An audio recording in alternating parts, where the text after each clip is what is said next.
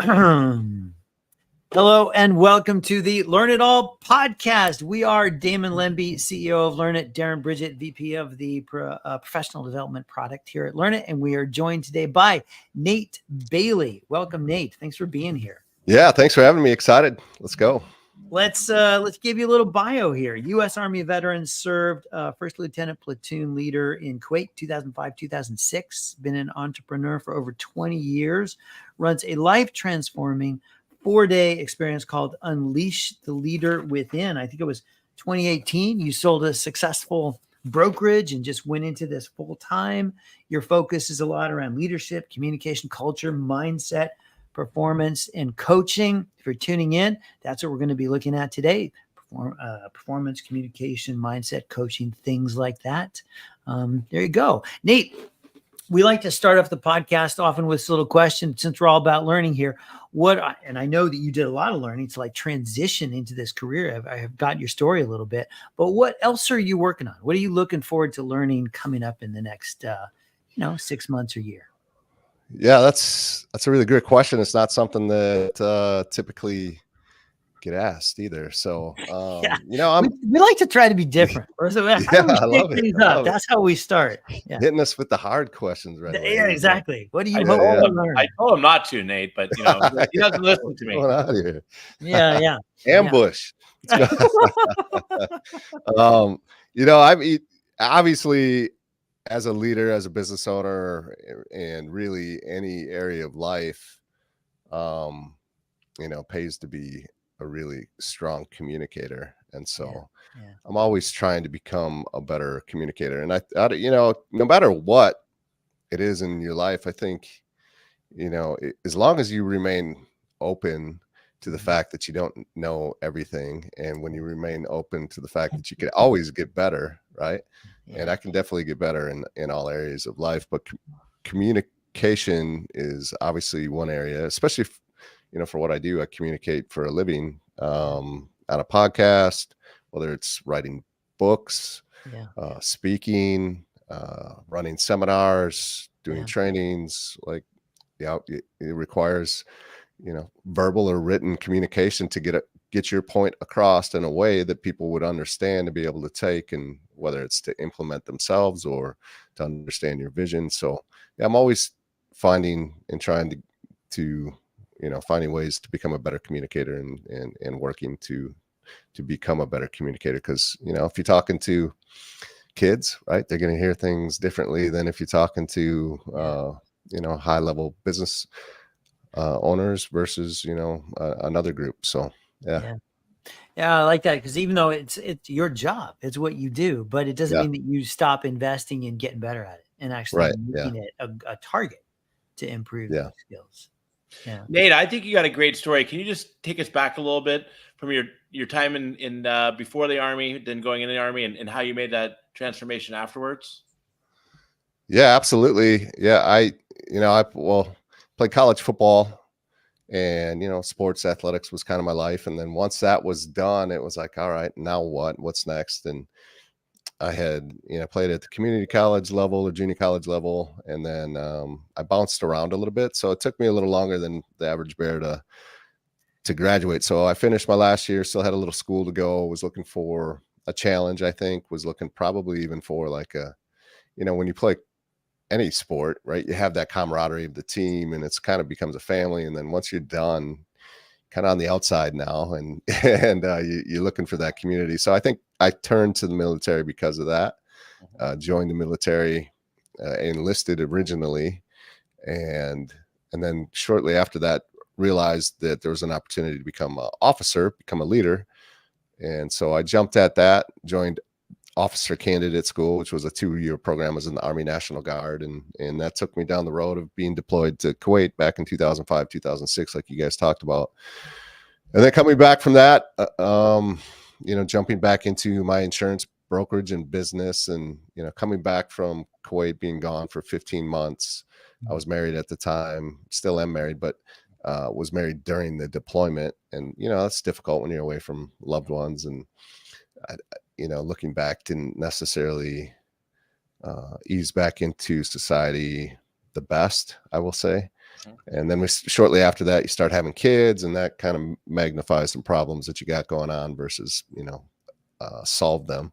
So, so it was, all the things that I think a lot of people can relate to, trying to run a business, wanting to be successful there, kind of losing track of my health a little bit because I was, focused on other priorities in my life, and just getting to a point where eventually in 2014, I think my eyes were open to this world of coaching, right, that I'm a part of, and that is what I do every day, and have for the last 6 years now. And so, ended up hiring a coach myself to help me to kind of sort my life out and get my life on track and to where I ultimately thought it should be or wanted it to be. And it wasn't, and I wasn't able to find the answers myself to figure it out, or as quickly as I would like to. And so, yeah, that's really what took me down that path, is recognizing some areas of my life that weren't how I wanted them to be, really across the board, and investing in myself and in other coaches and mentors that would help me to get there a lot faster than I was, slugging along myself trying to figure it out.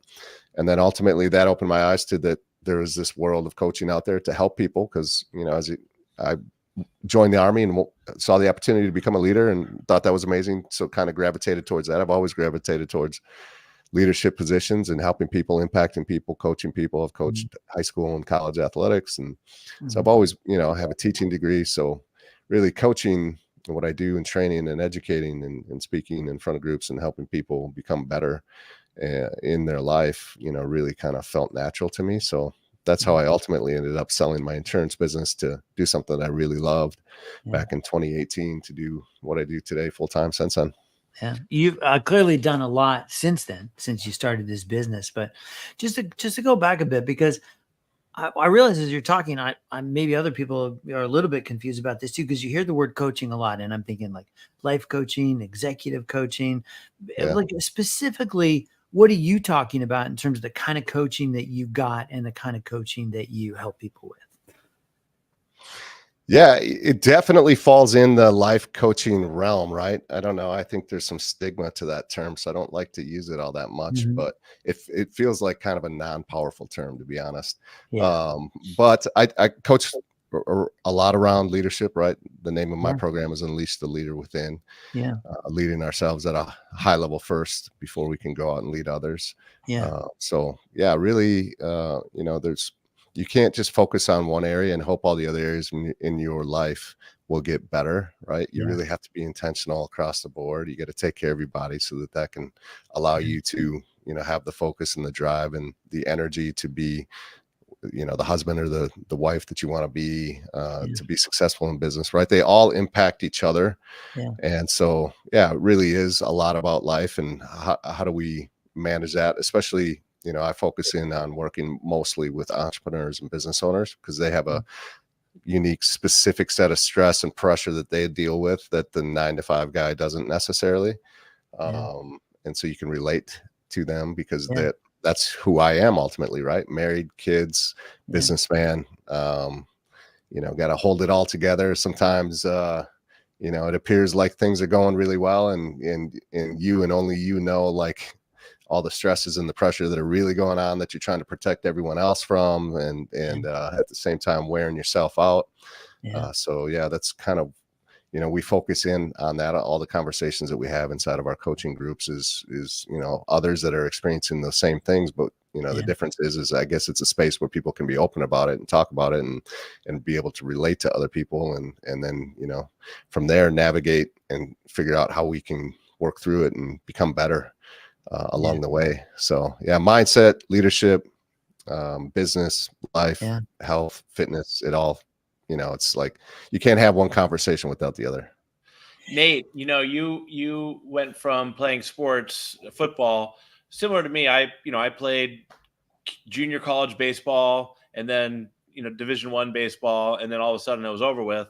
But I didn't go into the Army, so for me, it also had like identity, like, well, what am I going to do next? Right. But when you went into the Army and you saw the opportunity for a leadership role, it's kind of a two-part question. One, did sports give you confidence to help do that, jump into that? And what did sports help you as far as a leadership jumping into? What did you learn from sports that you used as being a leader when you were in the Army? Yeah, I think absolutely being an athlete, college athlete. I mean, I remember again when football was done, like feeling like I had all this time to do. I was like, what to like, it was just really foreign to feel like, all right, I don't have to be at the gym to work out. I Right. don't have to get up Yeah. in the morning for 5 a.m. conditioning. I don't have to be to practice for 4 to 5 hours a day. Like you're like, what do these kids do with their life with all this time and just feeling like it's like, holy cow. So yeah, I mean, the discipline to be able to be a part of something like that, and obviously, to be an athlete, to be successful, you got to take care of your body, you got to train year round. So there's a lot of self-discipline that comes along with that absolutely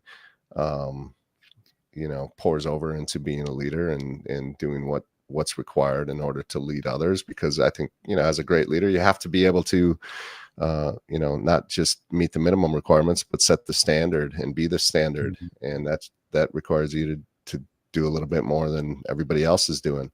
And so, yeah, all of those traits that you had to have, or that were kind of forced upon you as a college athlete, absolutely carries over to when it comes to leading others that aren't used to living that way or being that way, and how to communicate. And when you're on a football team with 100 different guys, right, you learn how to work with 100 different personalities and how to So get true. along with other people and communicate with them. That's 100% correlates to when you're working with a group of individuals in any area of life. So yeah, there's a ton of crossover for sure. Yeah. The leadership is obviously another big theme for you here. It's like you kind of found your way into making changes through coaching, and then came to realize that's what you wanted to do. But it was a lot focused on leadership. And we were talking about this because Damon's book, Learn It All Leader, like is it only for leaders, or is it, or can I guess, because you have this idea that the importance of leading oneself. So I kind of imagine there's like the work for leaders, and then also kind of being a leader just for you. Yeah, I mean, it's mainly for entrepreneurs and business owners, which ultimately I think, yes, they're all leaders, but there is a huge focus in on leading ourselves at the highest level first, right? Because a lot of people want to, they don't lead themselves at a high level, and then they're walking around, trying to lead others. And it's just so incongruent that people can see it and smell it. And it's just, in those situations, it's like, you don't respect this person because it's like, it's clear that they're not living what they're trying to tell you that they need to be doing. And so it's just not very powerful at all. And so, yeah, how do we lead ourselves first at the highest level so that we can then be congruent with our, with the words that we're saying, backed by the actions that we're taking personally to go out and really truly be, what I call a championship leader.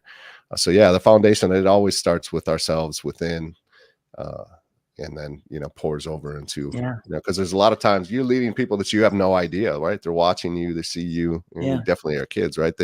They're watching you more than they're listening to to what you're saying, right? They're watching to see what you're actually doing and how that lines up with what you're saying. And so, yeah, there's people all around that we have an impact on that we don't even realize sometimes, because, they don't speak about it. But yeah, the impact we have is, based on who we are and how we show up as a leader, first and foremost for ourselves, is pretty powerful stuff. Yeah, I think as a leader, you're kind of always on, your action, your behavior, your body movements, and that goes for as a father too, as a parent too. For the people you coach, or just, for our listeners, what is a tip or two that you can give them? Where do they start learning how to lead themselves better first? I created something called the Integrity Bank. So back in 2018, decided I wanted to run 100 miles. And so I really was like kind of coming off the couch to do this. I hadn't really ran much before this. And it really comes down to being a person of your word, right? And again, first and foremost, to yourself before others. How can you be a person of your word to others if you're breaking promises to yourself all the time? And so to run 100 miles, I knew that there's just certain things that are required that you have to do in order to be successful. You have to run the miles, right? You have to train. You have to build up this capacity to be able to go 100 miles, because if you don't, you're going to get a certain amount of time and your body's just going to kind of be like, no matter. There's no level of how, like, you wanting it so bad that you could just push through it to succeed at a 100-mile run, right? Like, you may think that you really want. It's like the analogy of if your kids are drowning in the ocean 2 miles away, but you are not a swimmer. Right. Do you want to go swim? Do you want to save your children? Yes, absolutely. And like, you're probably willing to die to do it. But there's no, if you don't have the capacity to physically swim out there and get them back to shore, it's just, it doesn't matter that you really want it. Like, it's not going to happen. So I had to do what I called making deposits into my integrity bank by like, all right, hey, I got to run these many miles tomorrow. I got to run these many miles this week. And every time I did that, I'm putting a little deposit into my integrity bank, because too many of us for so long, we're not people of our word. So we're taking withdrawals from our account. Well, we don't have any money in there. So we're writing checks we can't cash with our words. And people know that. And so when you tell somebody and you've showed up like that for so long, like, hey, I'm going to go run 100 miles. If they know me as someone that's like just never done the things that I said I would, they're shaking their head like, oh, that's awesome. But they're really inside, they're like, no way. Nate is not going to do that. Yeah. So, you got to build that balance up. And as time goes on and you keep doing the things, you wake up at the time you said you would, you call the person exactly when you said you would, you show up to home when you told your wife you're going to be home. You do the things with the kids that you said that you would. All of those little things are putting those deposits into your integrity bank, because will there be a time in your life when you have to make a withdrawal? Yeah, life's going to happen. Life's going to knock you sideways. School's going to call and say that, hey, your kid's sick. You have to come pick them up. Somebody might, get sick in your life that's really close to you, and that throws your life for a loop, right? That life happens. It's going to be times when you have to make a withdrawal. Do you have a balance there to make that withdrawal? And then the idea with the integrity bank is I want to make the gap between the time, the time I have to make the withdrawal and the next time. I want to keep creating that gap to be bigger and wider every time. And so that you look back, eventually you're going to have this huge balance in your integrity bank, because you're a person that when you say you're going to do something, people can know that it's going to be done because of who you showed up to be. And so I think that's huge, easy place for people to start, right? It's simple, maybe not as easy to implement, but I always tell people, no matter who you've been up until this point, just decide today, hey, I'm going to start making those deposits. Don't worry about who you've showed up to be. Like, just worry about today and the next day. And when you start simple, start with a simple promise to yourself tomorrow. Make sure you follow through with it, and just, continue that momentum, be consistent. We confront this a lot with training, because what you don't want to do is go through a training and learn something and then you feel like it doesn't actually ever change anything for you. In order to make change, you can develop skills, but you also got to develop new habits. And obviously habits are challenging for people. Otherwise you wouldn't have New Year's resolution issues. Right. So it's interesting the way that you talk about, I like this idea of an integrity account. You kind of get to take withdrawals, but like the bigger you see your account grow, kind of the more confidence you have in what you're doing. And I imagine too, the more it starts to become habituated, like it becomes more automatic, the more you do it. Yeah, absolutely. Yeah. Again, that comes to that consistency piece, right? It's compounding effect. You look back 90 days later and you're like, oh, wow. Like, come a long ways. What do you say to people that, like, because a lot of people, especially I think with New Year's resolution stuff, is they start and then they let themselves down and then they give up.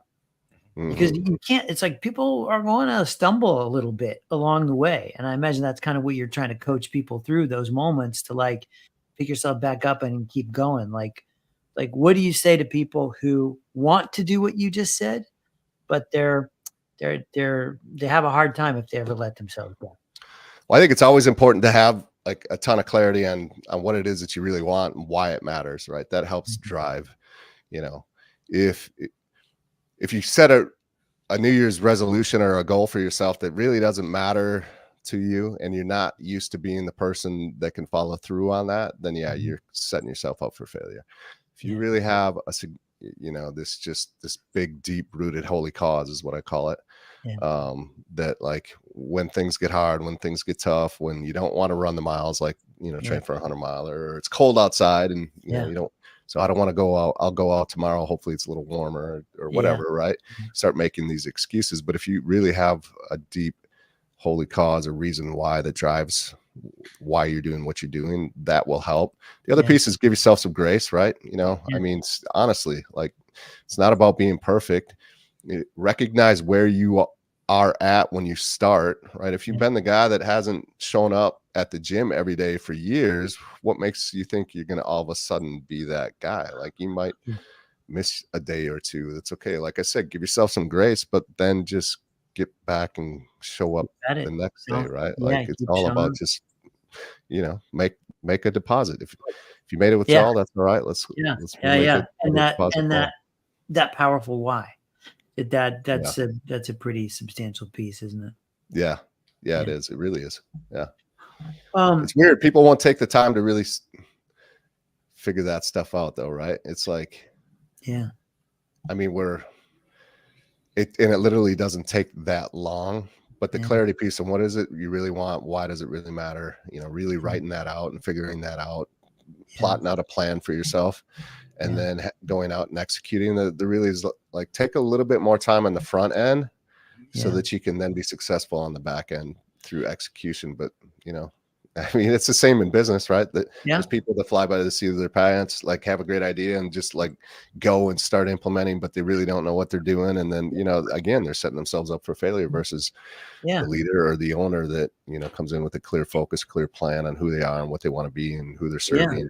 And then they go out and do it. It's like a weak why. You just end up with like a weak why that you haven't really thought through, and it's not strong enough to pull you through to keep making those deposits. And I agree with you, Nate. I don't think it's very difficult to do, but people don't want to do it because it is challenging work, to sit there, to stop and really think. I think sometimes people, myself included, you just want to move to action because you feel like you're getting things done. When, if you actually took a step back and you really thought about why is this important? How am I going to do this? That kind of work is actually kind of hard, so it may not take that much time, but it's not necessarily the kind of work some people, myself included, sometimes really want to do. But if you do get it done, it leads to a much better outcome. Well, nowadays too, I mean, just our attention spans are tiny, right? I mean, it's like you sit down and you're like, and then all of a sudden you're wondering like if anyone's messaged you on your phone or like, I mean, we just our attention spans are just so small. So it's just even physically hard for people to sit down to focus on something like that without being distracted. Totally. So, I mean, but if you really want the change, you give I mean, who else would you rather pour into than yourself? Because most likely no one else is going to do it for you. So, I mean, it's important work for sure. Just getting people to see that and then realize it, right? I mean, there's so much information. And then if there's the problem of like, well, okay, I could sit down, but I don't really know what to do, right? That's a great excuse. Like, well, I don't know what I'm doing. Well, I don't know. Google it or listen to this podcast or go to YouTube. And guarantee you there's 1,000 different ways to sit down and get clarity on your life in video format on YouTube for sure. So, I like that. I think, it's the James Clear. Well, there's other people that said too, but that's where I'm thinking of it from. Yeah. It has to do with like tying it with your identity. So instead of saying I'm going to run so many miles or I'm going to complete this goal, that you focus on who you are. I'm somebody who gets up and runs every day. I'm somebody who likes to run. But you change kind of how you. So it's a system, not just like a goal that you finish and then you're done and you're back on the couch again. And of course, I actually do mean to apply this to business sort of situations, but the similarity is there. If you want to make any sort of business improvement or bigger, it's the same process. You have to have a strong why and connect it to who you are and who you want to be, not just, this thing that you want to have. Yeah. Which is coaching. That's coaching probably, isn't it? It is. Yeah, absolutely. Yeah. Helping people see that, helping them to reframe things. When I talk about running 100-mile races, right? Because I've done like 6 of them now, I think I've completed. People will just be like, oh, I'm not a runner. I'm like, well, actually, you are a runner. Like, can you run? Do you have 2 legs? Yeah. Can you run? Yeah. All right. Well, you're a runner. Like, you are a runner. But by you saying that you're not is going to guarantee 100% that you won't. Yeah. But you can, and you are. So yeah, I mean, that translates to anything, right? I mean, people, how they talk to themselves and how they see themselves 100% is how they back that up through actions or inactions to prove it right? Because if they have an identity, like you said, that they now have to prove that identity is real for them. Yeah. Right? Yeah. Otherwise, you get the cognitive dissonance. Yeah. That's right. Nate, if our listeners out there or somebody are like, okay, you know what, I want to go out and invest in a coach for myself. What advice do you have for people to figure out who would be the best type of coach? What kind of coach would connect with them? Are there like a list of criteria that they should think about? Because not every coach is a great fit for everybody. So yeah, totally. What advice do you have around that? Yeah, I would say I think that I've just naturally done this myself, right? You look for people that are, where you want to be or living the life that you want to have. And also that especially with social media and coaching, it feels like those two do go a bit hand in hand. So there's plenty of content out there from all of these coaches, plenty of opportunity for you to listen in to someone and see if you resonate with them and how they communicate, how do they talk, would you respond well to that or would you not? Right. And, there's a ton of people that I can help. There's a ton of people that just wouldn't be a good fit for me or for them. And so, yeah, finding the right person that you really resonate with that would push you in a way that you would respond well to. And it's not like you shouldn't find the person that's just going to be a pushover that's going to tell you everything that you want to hear, right? That's not what you're investing in. You're investing in somebody that's going to push you to get a little uncomfortable and to help you to see some things that you can't necessarily see yourself, and that's willing to challenge you, but in a way that would land with you in a positive manner that would push you and that you could be open to and receive, so that you can go out and make the change. Because ultimately that's what it's all about, right? When you hire a coach, you're looking to change for the better, to get to some place in your life that you're not currently at a faster rate of speed too. So yeah, look for somebody that you resonate with, that's where you want to be. And ultimately I'm how long have they been doing it? Those are all questions to ask, right? How many, what do they have a page of testimonials, of people talking about their experience with them that you can check out. Those are all things that I would think of or come to mind as your What about from the flip side, when you're looking at prospects who are reaching out to you, do you have like specific criteria of who you'll accept as clients? Because I'm sure that there's some red flags in there that Yeah, well, absolutely, right. Yeah, I mean, you could tell if someone's really open to coaching or if they're not, right? And the last thing you want to do is take somebody's money that's going to be a headache that you have to babysit or hold their hand the entire time. And also, are they willing to receive feedback, hear things a different way, and are they also willing to go out and execute and be held accountable? And then it comes down to like, who do I really want to work with, right? Do I want to work with men? Do I want to work with women? What size companies, what types of companies? And I think that's always evolving and changing, even as a coach, when you first start out, you're at a certain level. And as you continue to go, just like in any industry, I think you grow, you get better. You probably start working with a different caliber or level of person.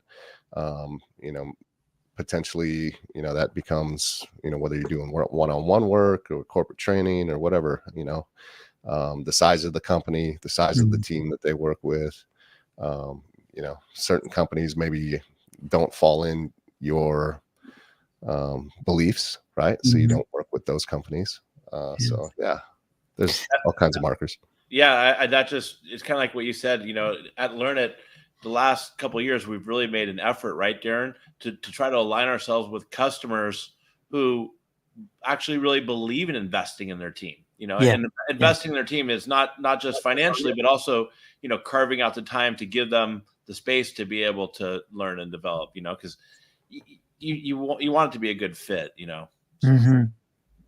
You said something there interesting too about because I would want a coach who's going to push me because otherwise, being at the gym watching this trainer, Donna and I, my wife and I work out together, and I just remember this person at the gym would work out and just barely do anything and just talk the whole time, and it's like it would drive me crazy to be that trainer. But I also wouldn't want to be pushed by somebody that I don't trust, that I don't feel like kind of values me, and it feels like I don't want somebody that's just going to be an asshole, right? Mm-hmm. So how do you quickly build trust with people, or do you even attempt I know, I guess that's a fair question though, because also you don't necessarily get to choose the people on your team in a military situation. How do you build trust with people? What's your recommendation? Yeah, well, I take, when I was deployed to Kuwait, I was attached to a unit I didn't belong to, so I was going to be a platoon leader, and the first time that I met the 42 soldiers that I was going to lead was the first day of deployment, which isn't in the Army. In the National Guard, that's a little bit more typical because units are typically not 100% full strength, but when they get deployed, they got to go find soldiers from other units to fill those slots. So that's what happened for me. So the first day I'm going to lead these 42 dudes, 18, most of them 18 to 24 years old, like hard charging infantry soldiers. Like, and they're like, who's this guy? Right. How do you build trust? You don't do it in day one, but it absolutely, like, first impressions absolutely are the huge foot in the door, right? Who you're going to show up to be, how you're going to create yourself in that first time that you interact with a new group of people, is because we all judge people, and we're all reading people, and first impressions, like I say, are big. So, all right, the first impression allows you to have a second opportunity, right? And so, just capitalizing on those moments, showing up your best possible self every single time. You can't afford to really not, because once you lose trust, it's much harder and longer to get it back. Doesn't mean you can't still build it, but it really can slow the process down. And then it's like really being genuine, being authentic to who you are, not trying to be somebody that you're not. And I just spending a lot of time with my guys, with my people, getting part to of know it, isn't it? just really showing interest in who they are, and that was a full-time process too, and not being willing to do things that I'm asking them to do, right? Like, not just sitting in the air conditioning when they're out in the desert and it's 140 degrees, right? Like being out there with the guys. So it's all those little things, I think, that help to build trust and relationships and connections, and ultimately a thriving culture, right? Everybody. So so many things go into it, but again, it's showing up powerfully and at your best every single opportunity that you have. And then if you slip or you fall, like, owning that stuff too is huge, right? Because we're all going to slip and we're going to fall, and that almost carries more weight than when things are going well. I think it probably does. I agree with you on that, right? If you take accountability, like, hey, I mess, instead of pushing the blame on somebody, like, hey, I mess, then your guys, your team, they get behind you. They're like, oh, hey, he's okay with being vulnerable. Yeah. It's kind of all like making deposits in the bank, sort of like you were saying. Like, you kind of make. We actually talk about that, kind of making these trust deposits, right? Yeah. Before we go, something else that I imagine you have some nice insight to offer is team dynamics. You've talked a lot about how great examples of kind of how you lead yourself and holistically show up for yourself, so you can be the leader you want to be, and probably even the follower you want to be too. And do things like build trust and show up, hold yourself accountable. What are you looking for in a team as a leader? What creates a good team dynamic for those entrepreneurs or business leaders out there? What are some things that they might be looking for? Well, team dynamics, as far as you just realize, again, the bigger the team, the more personalities you have, and not necessarily, and there's going to be little cliques or groups within the team, but yet still finding ways to bring everybody together. So I go back to my military experience often. Not everybody got along with everybody, and so how do you manage that and know that it's okay that everybody doesn't like each other, but at the same time, there's still a mission and there's a bigger cause here. And so communicating that and getting everybody to be on board with that. And then, finding opportunities to limit certain people from each other. If they don't need to be together, why press it and force it when it's like the outcome is not going to be a good one. So being smart, I think, when it comes to that, but yet then also, bringing the team together as a collective to do whatever it is, right? Like, I don't know. I had my platoon run a 5K with us after shift one time, like just finding different things to do together as a team, as a group, buying steaks for spending time with each other. So maybe some of those relationships where it didn't start off so great, over time, doing some of these things brings them together, and they realize that, oh, actually, maybe I have a little bit more in common with this person than I thought. And then handling things head on, face on too, when there's disagreements or there's things that need to be corrected, right? And doing that in a professional way, and empowering your team, right? Empowering people in your team to not have to feel like they're micromanaged, to show that you have trust and confidence in them to do certain things that maybe are a little outside of what their roles technically are, like empowering them that way, and all of that included. Like, it's like you could go on. I'm sure there's books written about it, right? Yeah, well, there are. No, there's so many things. Nate, I gotta. Have you watched the newest Jack Reacher? I haven't. I watched the new season. Yeah, the first season. The season 2. I don't want to give away. Well, whatever, too much. But so he flashes back to his army days, and he's put in touch. He's overseeing this platoon or whatever, about 10 or 12 people, and they obviously don't like each other. They literally don't like each other. Okay. And so he takes them to an officers club, where they're not all officers, not an officer, but the officers, to a place where only officers go to play pool. And it's clear that they don't all belong in there, right? And so some guy comes over and gives them a hard time and says, you guys got to get out of here. Long story short, it leads to a big brawl, and I'm not saying this, for leadership, but it leads to a big brawl, and they kick everybody's ass. Yeah. And at the end, they're all having a beer together. Brought them together, right? Yeah. Yeah. And it was great. Yeah. And somebody sits back and says, "I see what you just did. You choreographed that." Yeah. And then they became like the best of friends. They became the best of friends, because I was thinking about that when you were talking, because it's like a situation where you're running a 5K together or you're doing something together. Yeah. They came together here, and they absolutely. That reminds me of you've seen the movie The Replacements with Keanu Reeves? Oh, totally. It's in the big bar brawl and they end up in jail together. Kind of the same concept. Yeah, right? That's right. Yeah, really, the moment that brings them together, right? The moment that brings them together. It's great.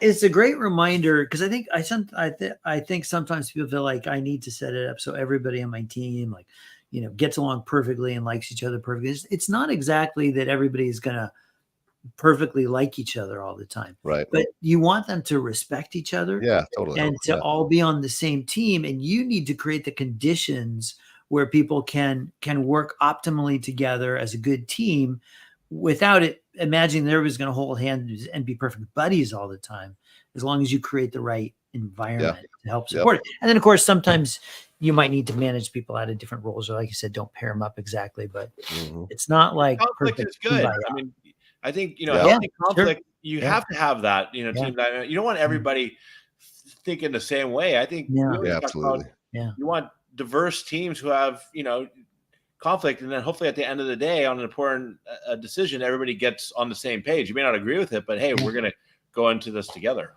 It's kind of the point of the whole thing that we try to do. It's this idea that the best teams are diverse teams, because they have the highest potential. But if you have a diverse team, they're not all going to speak the same language. They're going to have different cultures, ways to communicate, all this different stuff. So it's more challenging for them to realize their potential, but they have better potential. And that's essentially always what we're trying to help people with. And leadership is part of how you get there. Hey, we have one last question we like to ask people, Nate. Okay. You ready for this? Yeah. Here it comes. So people got to learn some things about you on the podcast, your background, and how you made some of these changes. What's something that a lot of people might not expect about you, or something that maybe people don't know, or just might be surprised by? We had a guest once talk about how they are a big fan of meteorology, which was surprising. Oh, really? So, yeah. I mean, it could be just like, what's something maybe that people might be surprised to know about you that you're comfortable sharing? Yeah, fair enough. We saved up really hard questions I'm for the not that beginning and excited of the a guy. I end. mean, I've already talked about the 100-mile races, which is pretty unique for sure. Yeah. That I enjoyed it. Yeah, I'm still built like a college football tight end and not an ultra marathon runner. But also something that a lot of people wouldn't know is that back in college, me and my buddies, we were in a Prince video. Really? Back in like 1994. So that's a little unknown. You know, we like a little we're in the crowd type thing. What video? But, it was pretty cool. Yeah. It's called Get Wild. You find it on YouTube. Get Wild. Yeah. I was a huge Prince fan. Yeah. So we went to college, junior college in Twin Cities, and so Prince had a club back then called Quest. So we were there, and then they invited some people up to be a part of the video, and so we got to do that, which was pretty cool, pretty fun. Was Prince in the room? What happened? He was, yeah. He was there, and he walked right past us. I just still remember how small he was. Totally. He's tiny. I was like, holy cows. I didn't realize like how small he was. He's short and super skinny. But it was pretty cool. He walked by me one time at him and his bodyguards at a club at the Roosevelt Hotel in LA, and I couldn't believe it. I couldn't, you know what I mean? Like this guy, he's like this, you know? Right? Yeah, he was small. Yeah. Everybody's like, wait a second, that was Prince. Yeah. One of the best. Yeah. Nate, that was awesome. How can people get in touch with you? Easiest is my website, natebailey.org, and all my social handles are there, email. So yeah, you could get a hold of me. It's super easy just through the website. And you've got a big program coming up in August, right? Before we go, I mean, how did Lisa Leader Within, 4-day experience. We do a lot of different things to help people kind of break the mold, get uncomfortable, lead themselves at a high level, come together as a group of individuals, come together as a team really quickly, and get a lot of clarity and vision on their life and where they want to go and how to execute that when they get back. Is that in person or virtual? In person, yeah, in Nashville, or just outside of Nashville, Franklin, Tennessee. I love Franklin, Tennessee. Yeah, and it's a great place. Yeah, that's great that you do that in-person experience, 4-day in-person experience, and Lisa Leader Within. Also, coaching, public speaking. Reach out to Nate, and Nate, it was great having you. Thanks for being thank you. Yeah, Appreciate it. Thanks. Cheers.